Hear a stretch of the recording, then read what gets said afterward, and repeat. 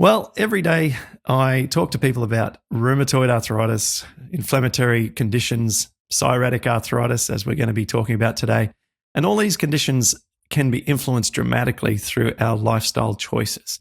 And today's guest, Carolyn, is from New Zealand, and she has kindly jumped on a recording with me to go over her story, that is, from what she's shared with me so far. But there's so much that I don't know, so I'm excited to hear all the details about where she's at with her progress on the Paddison Program, and also what she has left to do and what she plans to work on from this point forward. So, Carolyn, thanks so much for coming on this episode. Thank you very much. Give us a quick snapshot, a sentence or two, as to how you feel now compared to where you were, say, a couple of months ago. Okay, I was having a lot of pain, extremely swollen knee, hobbling to walk, fatigued, about to email a rheumatologist and say we need to up my medication. And I saw a Clint Paddison thing pop up and I thought, I'll try it. And yeah, from there, I'm 165 days later. I have no pain, no change in medication. So exciting, very exciting. That's very exciting. Okay, well, fantastic. Well, your diagnosis is psoriatic arthritis.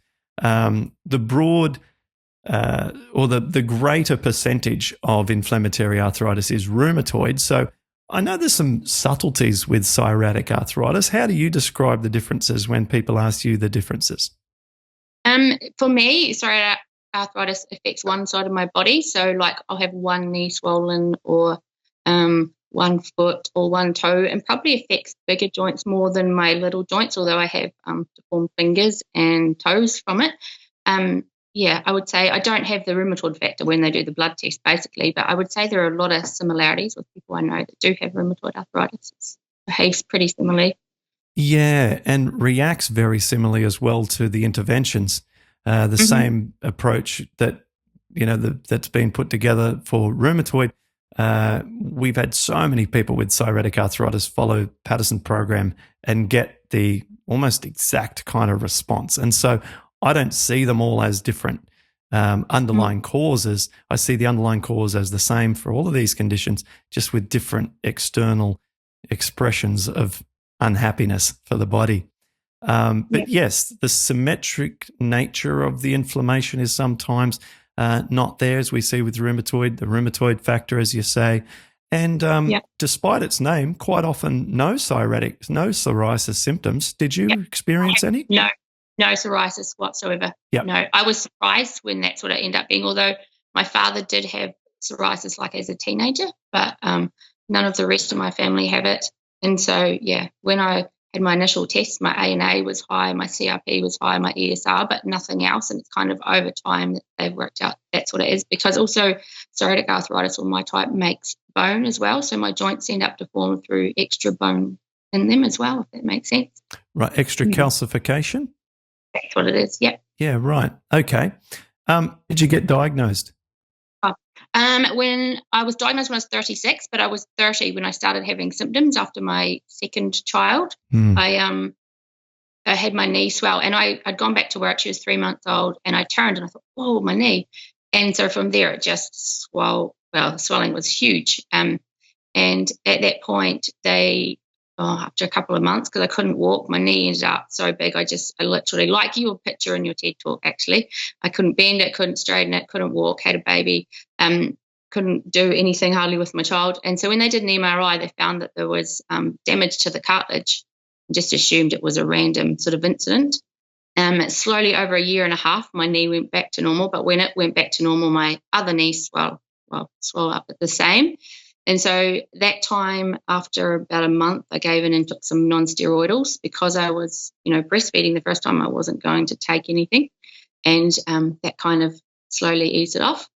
And so over a period of time, up to 6 years, I had random swellings of knees that completely immobilized me, like on the couch, leg in air, extreme pain, just felt so sick.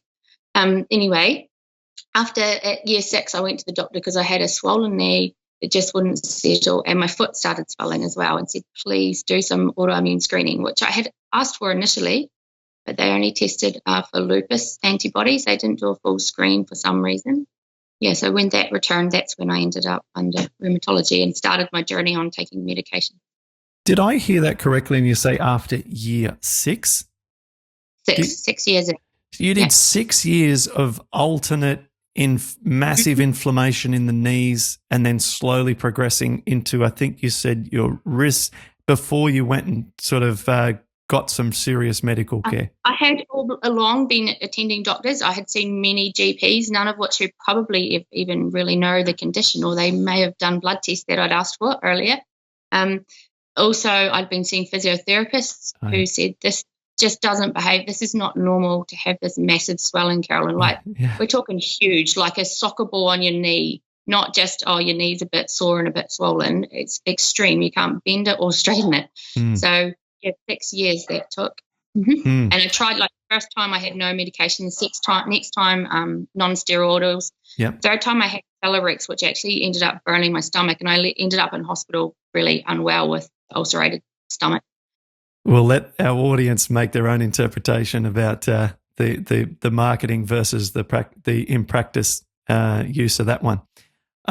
Now, in this time when you were having the alternating knee swelling and progression to the wrists, and you were seeing physiotherapists and probably looking at some other alternative therapies, surely you must have thought, this seems autoimmune related, and it just seems like a long time.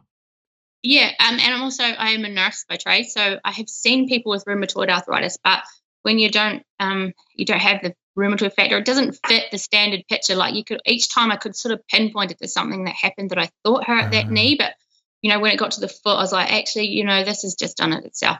I didn't randomly twist that knee, because both my knees, each time I had an MRI and there was damaged cartilage, but not knowing that was because of the arthritis and the inflammation, and I saw orthopedic surgeons. I saw 2 of them who said, oh, yes, your knee's very swollen, we can do some surgery to fix it. But no one at any point recognized or saw it as, I guess, psoriatic arthritis. It didn't, there's the family like Crohn's. I didn't have Crohn's. It didn't have a lot of the other things that the doctors probably commonly, link to autoimmune arthritis. Right.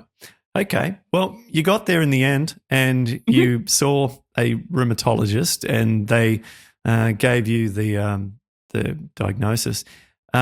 Talk us through then. Now, I also want to clarify how long ago that was. You gave us a piece of the puzzle. 11 years now. 11 years, 11 right? Years. Yeah. I was 30 years old and I'm 41 now, so it's 11 years since I first had symptoms. It took 6 years to be diagnosed, and then I've been through lots of medication since. Talk us through that. Talk us through your experience with the meds. Very interested to hear. Okay, so I started off on sulfasalazine, which worked, it was nearly 2 years, and they said, look, we need to be sure you don't have something called reactive arthritis, which can sometimes go away, like it happens after an illness, or we need to be sure you need these medications because they all have strong side effects. So I was having all my blood tests continuously to check my liver, whatnot. So when I reduced that, it stopped working, and it took 2.5 years to get anything to work after that. So from the sulfasalazine, I just went from swollen joint to pain to fatigue for 2.5 years, and that was with, I had prednisone, I had leflunomide, which made my hair fall out in massive handfuls. That's a raver. That's a raver, right? Yeah, it could be. It's leflunomide in New Zealand. I don't know the name of it over there. Hang on, it's either Plaquenil or I shouldn't be ad-libbing those commercial names. But while you talk, I'll confirm. I think it's a raver. I think I did see that on it. Actually, I think it is. Yeah, prednisone I had prepared, but that doesn't work for my arthritis for some reason. I can take how much, it doesn't change the joints. Even steroid injections into joints, I've had lots of those as well. I took methotrexate, which I only had for a few weeks. It made me just so sick. I just vomited and vomited despite the folic. Wow. Yep. Criteria. And so once I had to go through the process of going through all those medications, even though they didn't work, I had to take them for a certain period of time, or, until I could be funded for the Enbrel, which I started, must be nearly 2 years now. Wow. Yeah. Okay. Yep. And we just dropped out for a moment there. So I just want to back up and just to confirm, first of all, that yes, the leflunomide is Arava, and that you said that in the New Zealand medical system, because it's similar to the Australian medical system, that it's government sort of driven, that the government don't want to just frivolously pay for these extraordinarily expensive biologic drugs, and so you have to qualify to get them covered by the government by failing other treatments first, correct? Yep, that's exactly right. Yep, for a certain time, like I had to take the prednisone for 3 months, even though it didn't help my joints.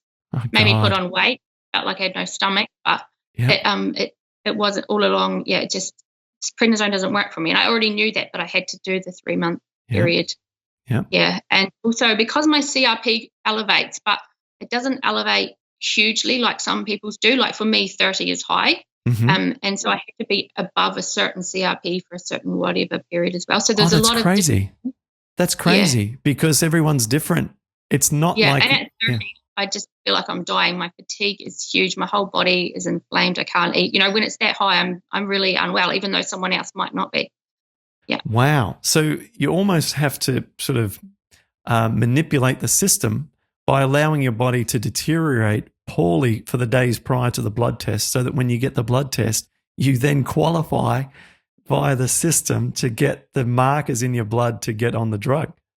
Yeah, I guess because my CRP wasn't at the right levels, I ended up just having to go through all the medications and see how my body reacted, or if they worked, which they didn't work. Yeah, until I got to the Enbrel. Right. Okay. Well, that's quite fascinating, and similar to here, as I said, similar to the Australian system. Whilst there are so many benefits to the government healthcare system, there are obviously some challenges associated with it as well, like we've just been discussing. Whereas, say, in the United States, you get on your very extraordinarily expensive healthcare program. For example, for our family of 5 in Florida, if we go through Florida Blue, which is the standard healthcare provider after all the others shut down because it wasn't profitable enough to their competitors closed because it wasn't profitable enough to serve the public who are like we're self-employed. We're looking at between $1,600 and $1,800 US per month. Wow. Per month. Okay, that's for a family of 5, which is just absolutely blows my mind coming from Australia, where, yes, we've got these little hoops we have to jump through for the government to say, okay, I'll fund your $50,000 drug a year. But, now, and one of and I'm getting off on a tangent, but, you talk healthcare and it just fires off all of these emotions in me because they have this pre-existing condition rule. So that basically they assume that if you're joining, you're a worst case scenario. My family, all of us have got this disaster that's going to be presenting the moment we sign up. So they cover themselves for that by charging extraordinary amounts for self-employed. Anyway, look, there's more to it than that, but that's just our unique circumstance with that. So back on track with your story, you've hit the Enbrel. Tell us about your experience with Enbrel. Enbrel has had the least side effects that I know of. Like physically, I haven't noticed side effects like I did on all the other ones. With the sulfasalazine, I had headaches so bad. I would come home from work and just go to bed. And I didn't realize until I stopped it that was a side effect, if that makes sense. I don't get them anymore. Yeah. So the Enbrel, probably about a year of it was really good. And then each year, kind of winter, for some reason in winter is when I'm my worst. That's when I have flare-ups. And so I was having little niggles. And then when I found your program, I'm trying to remember how long ago that was, that's when I was having probably nearly 2 months, my knee was just kept swelling up, down, like the Enbrel wasn't working like it did. And I was thinking, I have to get in touch with my rheumatologist. Like literally I took photos of my knee. I was about to email her because I have a really awesome rheumatologist and say, look, this isn't, what am I going to do? Because I know she's told me in the past there's kind of one more option after this, and that's an IV version, which I'd rather not go near. But, so that's when I found your program and started, and literally within 2 days had extreme change, no swelling within day 2. Wow. Okay, fantastic. So just for us to set the picture correctly and accurately, you'd been on Enbrel for a long period of time, multiple years? Yeah. Multiple years. I'd say, I'm trying to remember, I think it was about September. I think it would be 2 years this September since I started it. Okay, and this is really valuable for people who are considering a biologic drug. You said that you got the least amount of side effects from Enbrel, but your symptoms started to almost break through the drug after a period.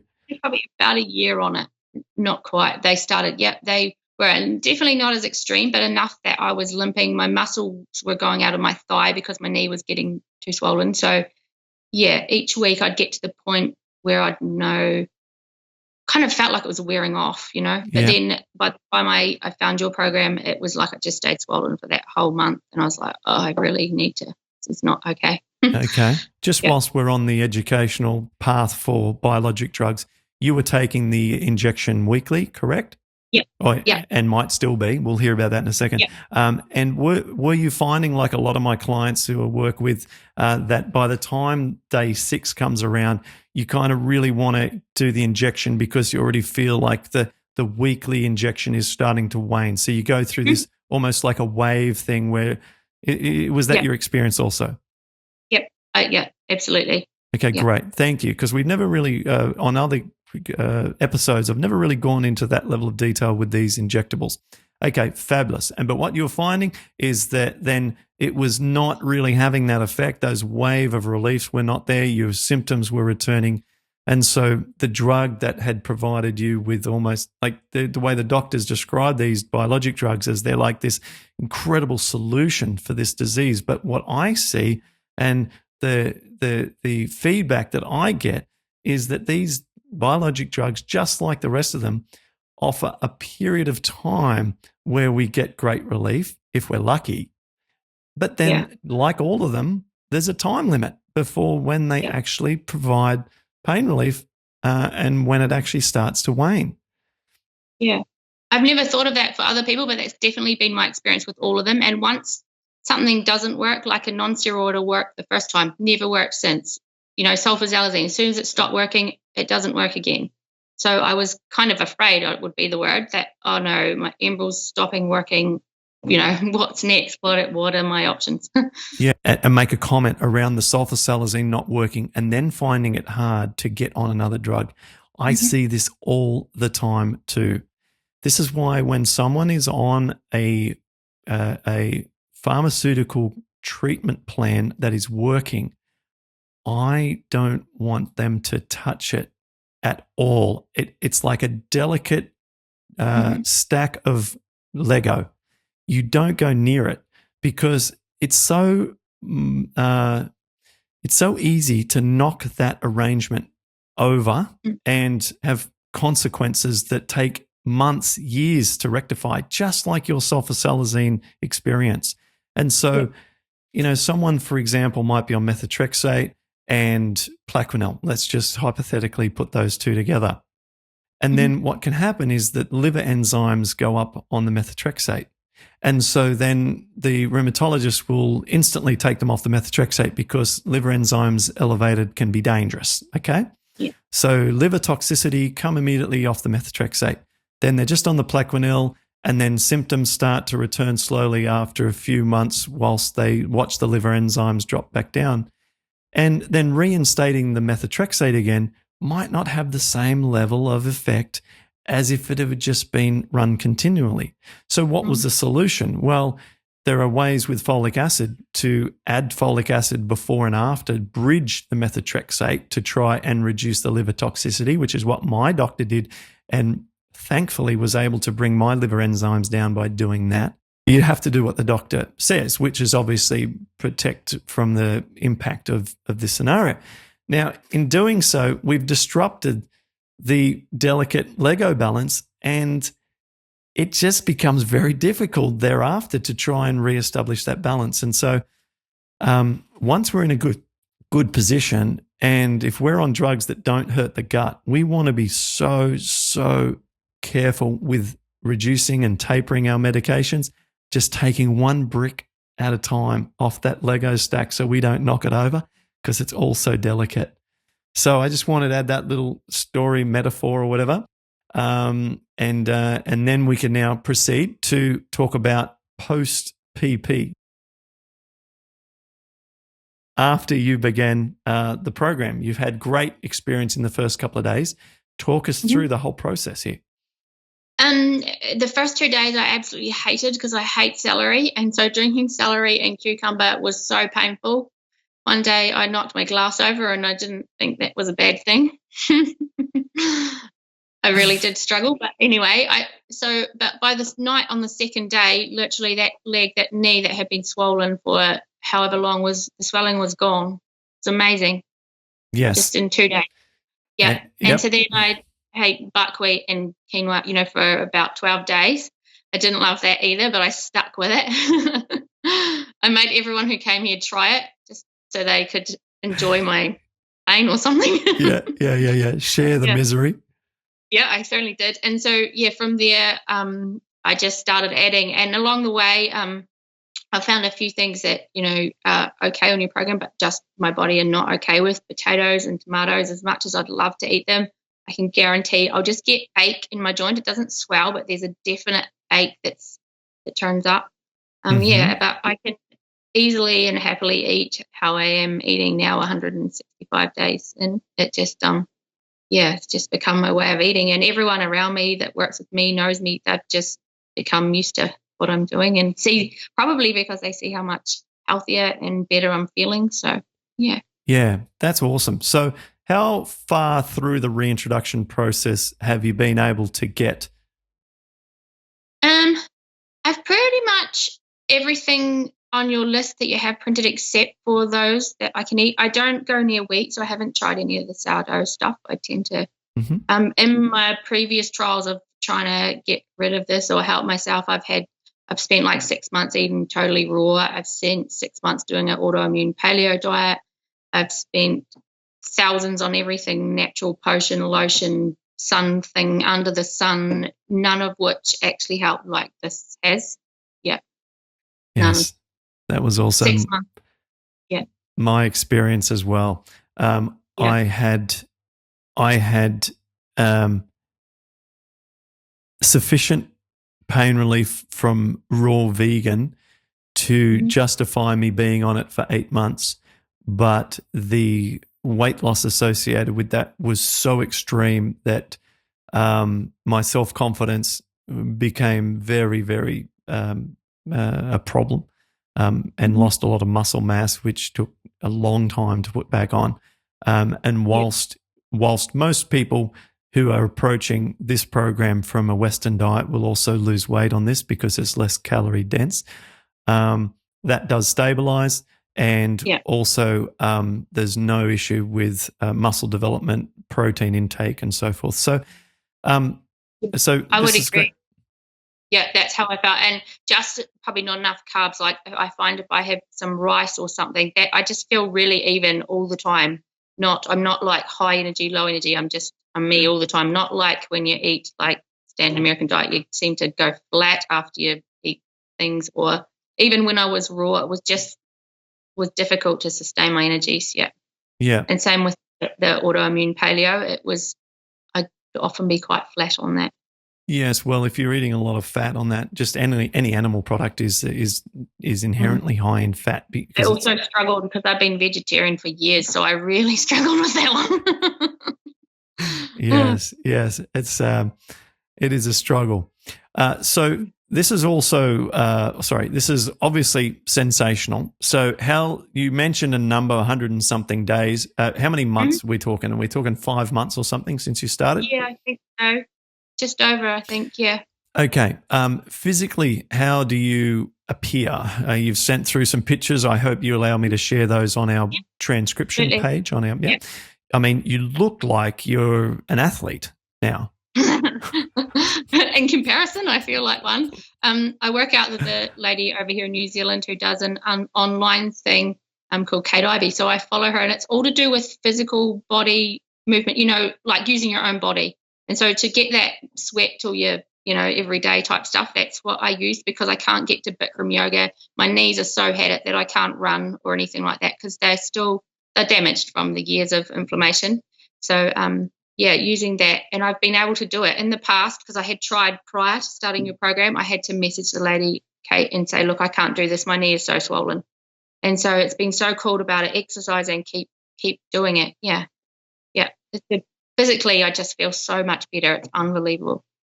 Where have you developed most of your strength in working with her? My thighs, especially, I couldn't do squats or anything like that in the beginning because my muscles over the years so many times have been,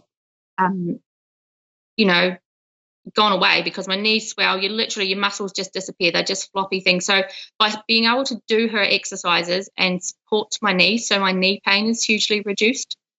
Okay. I'm fascinated by this because I would say 1 in 3 people watching this have probably got knee pain and find it hard to exercise. Can you just if we could just explore this a bit further, I might want to recommend her to everybody. And so the exercises that she recommends enable you to build your quads and your glute muscles without loading the knee. Yeah, you can. I mean, she has low impact type stuff, which I started with, and now I do her live one, which is just what everyone does. And they're all like you follow her online, but it's all targeted at your level, at your, it's really good. I found it excellent. Yeah. Okay, great. Could you just repeat back her name again? Kate Ivy. Kate Ivy, New Zealand based? Yep, Kate Ivy Health and Fitness. I think she's online, New Zealand. She's got a degree in what she does, but she works from home. Now she has children and really. What a great contribution to the world. There we go. She's had children. She's found it hard to, professionally balance that, but thought, look, I'm at home. I'm going to be able to provide a service for people. Okay, that sounds great. I'm going to look her up. Yeah, some you do online, some you can have personal one-on-one contact with her, which is really motivating. And I found her really excellent. Okay. Oh, great tip. Because strength is just so important. If we think about rheumatoid, psoriatic, if we think about these conditions, and we put ourselves in the mindset of having them and experiencing that, the word that frequently is not present is strength. But if we have enhanced strength, it seems to displace all the other stuff that we have in our minds when we think of those conditions, because they almost can't exist at the same time. You can't be really strong and have inflammatory arthritis. They almost don't exist. And so by building strength, we drive out the pain and inflammation, because strong connective tissue to the joint, strong muscles that support either side of the joint, just make the joints work better, work in a natural way, and provide this self-confidence and provide an ability to do more exercise, which is then creates this positive snowball effect of health. So I love this word strength, and I think that it needs to be a word that we use often. And we say, I'm getting stronger, I feel strong. And this sort of this word usage is powerful. So well done. Yeah. You look strong in the picture you sent me. That's with Kate, you can set goals and bits and pieces, and so that was what I always want, was strength. Is all people want to lose weight and look amazing. I just want to be strong. I ride horses competitively, which at many a time I've not been able to because of my arthritis, and now I was like, I just want to look strong and ride well, and that's what I can do because I'm stronger. Yeah, absolutely. Yeah. Okay. Fantastic. So what about, have you got a couple of tips or learning experiences that you'd like to share for other people who are doing the program? I would say, what are some things I think I've always have something prepared, because quite often I would be hungry and I just couldn't be bothered. So I would just be like, I'm not making anything, but then you would lose that energy. So preparing, even if it's your buckwheat you don't like, just have it ready because you'll learn to like it. Yeah. Something I was about to ask you. Oh, do you find it better when you eat frequently small amounts, or do you find that eating only when you're hungry and eating a lot works better? Yeah, I only eat when I'm hungry, and sometimes that's a lot and sometimes it's not much. For me, I don't get up and have breakfast, because you should have breakfast. Some days I get up and I'm hungry. Some days I find I'm not hungry till lunchtime. And I don't know if that's right, but for me that is right. Yeah. So I find that. And I eat a lot when I'm hungry, and when I'm not, I just eat. Yeah. Right. Okay. So you're totally guided by your hunger. If you're Yep. hungry, you think, look, my digestive system is ready to crush whatever I put in it. And then I eat and it works well. I must say my experience over the years has been very similar, and only during times when I'm wanting to actively try and gain weight and putting food into me more than what I really feel the need for, which, by the way, is really common for people. They often think, look, I'm full, but if I eat a different flavor, like a dessert or some other chocolate or something, my taste buds will totally shift and it'll be like a shock, and it'll be easy to eat something else. But I mean, when you're eating sort of a consistent meal and you get to a point where you feel full, it's kind of natural, anyway. So I always found that eating when hungry provided almost no consequences, even if the foods were a little bit more challenging than what I felt that I maybe should be eating. It was kind of, if I'm hungry, the fire's burning and will burn whatever I throw at it. But if I'm not hungry, I got to be careful what I eat, because the digestion at that point is a bit weak. Yeah. And interestingly, I weighed myself every day, because I think it said that in the book. So I just wrote it down every day, which didn't matter the numbers. But sometimes I could eat like a horse for 2 days because I just was really hungry. My weight would go down. Other days I wouldn't hardly eat much for a couple of days and it would go up. So it's just, I don't know, for some reason that's how your body, sometimes it needs fuel and sometimes it doesn't. Yeah. Okay. I think that's great. I think we've got the main bulk of what we wanted to cover already done.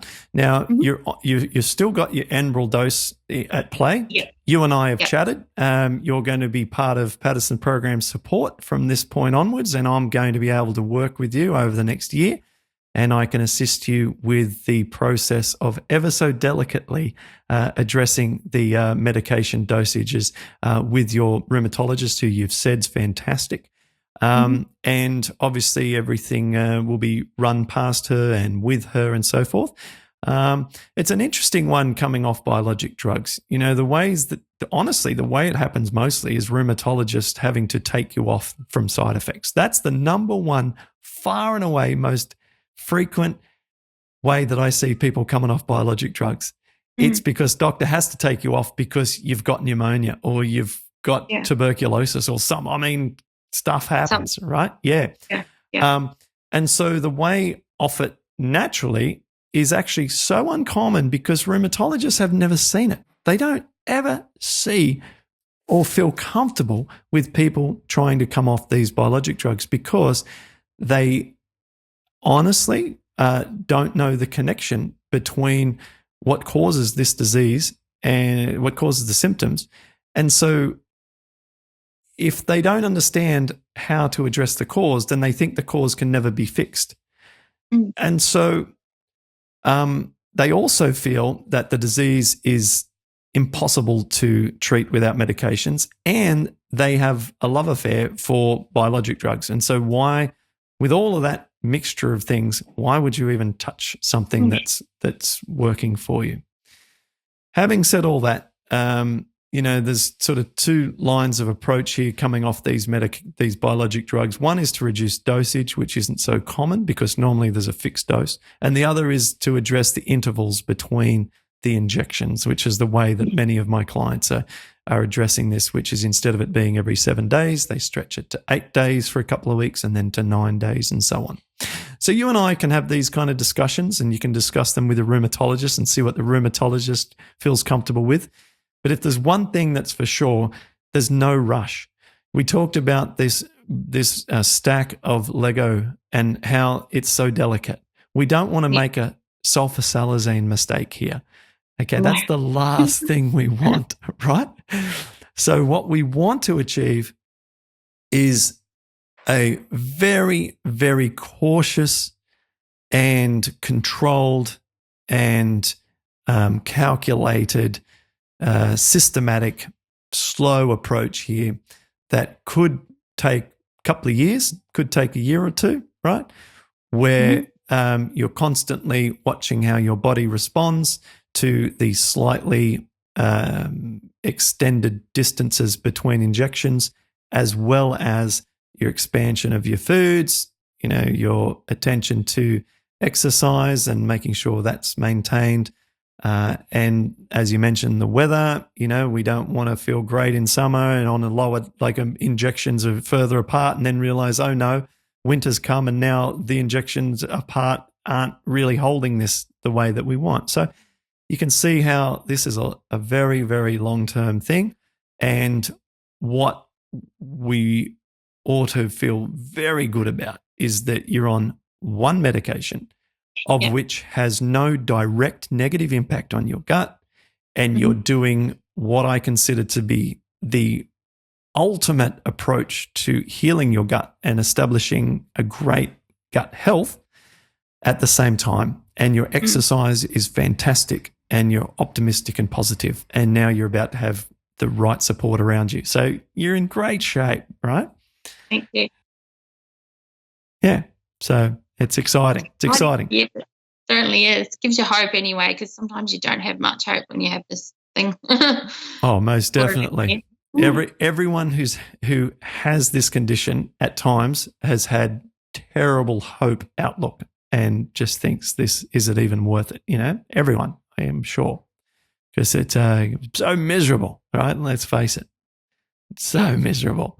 But we can use that frustration and anger and misery, which are strong emotions and contain a lot of energy around them, into positive action and just say, okay, this sucks. All right, what am I going to do about it? Because better to take action than to let it affect you. Yeah. That's what's made doing this for me easy. Like eating like this has not been an issue because of all those years. And just like the biggest thing for me, as well as pain, has been fatigue. Like I'd come home from work and just have to go to bed, and to have energy. That is the biggest thing I've loved about this the most. Like to just do a day and then come home and do a whole nother day and not be exhausted is amazing. Yeah, that's fantastic. Yeah, great. All right. Well, thank you so much for sharing your story with us today. And we look forward to maybe hearing from you again in another year or two and updating us again. But, congratulations. You've achieved a tremendous amount by putting in a tremendous amount of effort. You've done a lot of work to get here where you are in the last 5 months. So well done. Thank you. All right. Thanks very much. Bye for now. See ya. Bye-bye.